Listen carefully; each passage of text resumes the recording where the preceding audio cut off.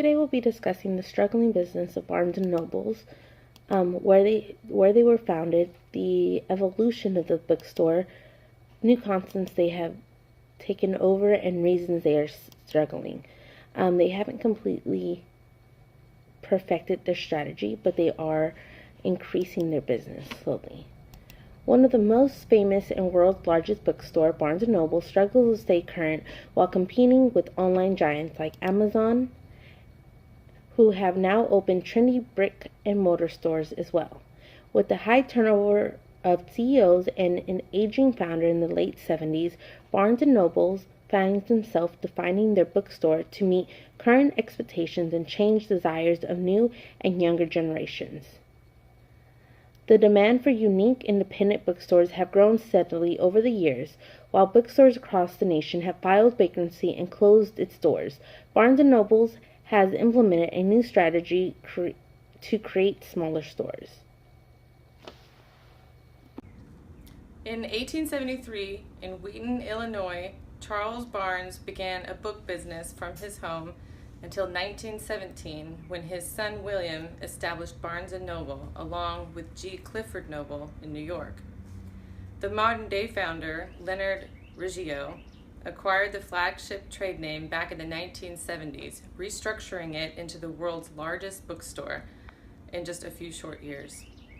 Over the next several decades, the company expanded by acquiring numerous other bookstores.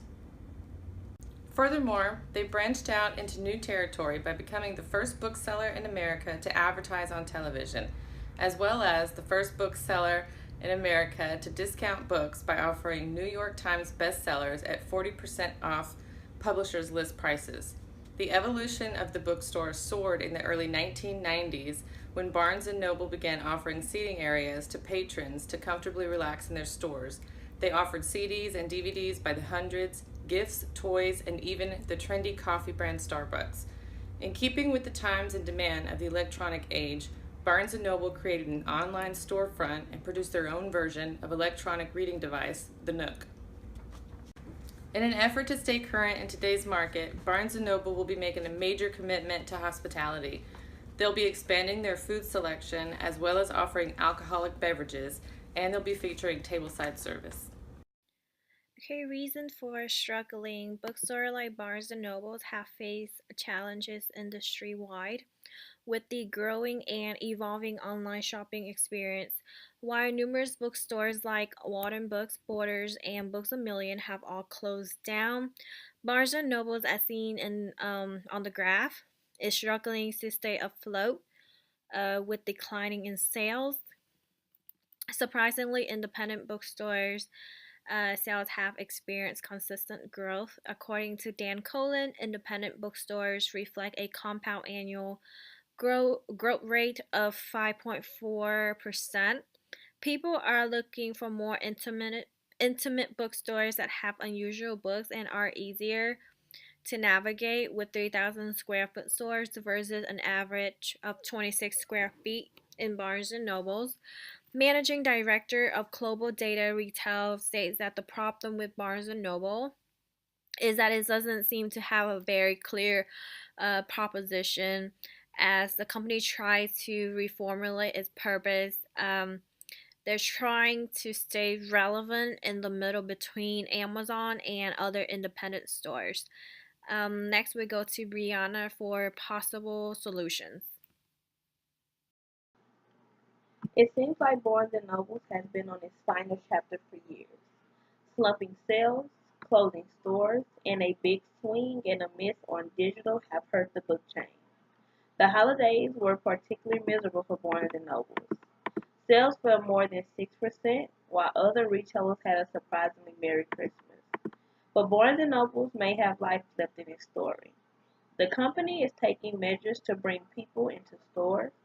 It launched new concept stores with restaurants that serve avocado toast, kale salad, and wine. It hosts in-store readings and community events.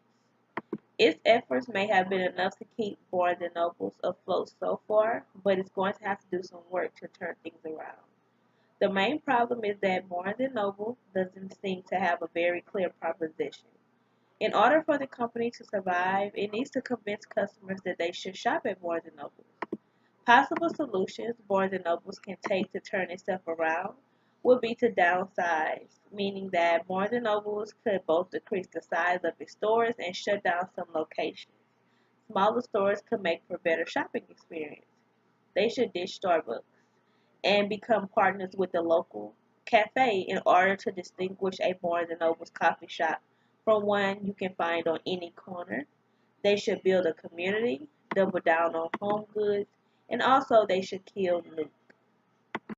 Hello, my name is Rosa Prudencio, and I'm here to present a detailed recommended solution for Barnes & Nobles. What do we need to do to stay on top? We need to stay current. We need to stop chasing trends, and we need to start making some of our own.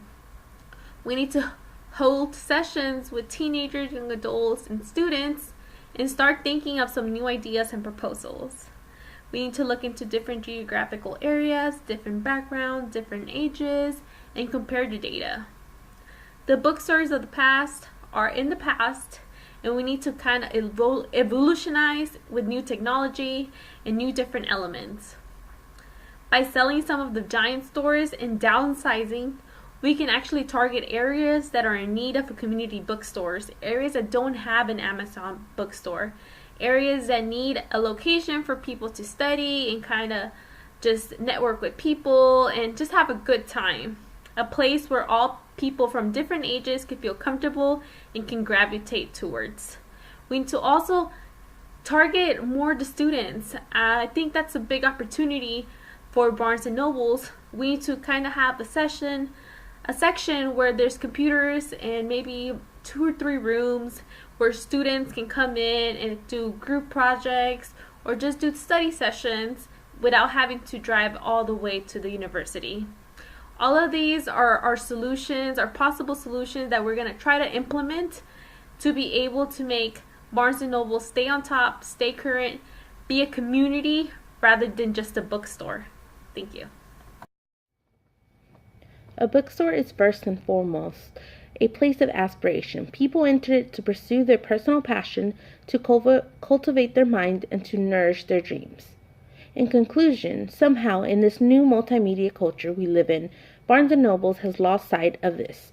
Instead of focusing on the people it caters to, the focus has been keeping fashionable and keeping up with their newer stores' popularity.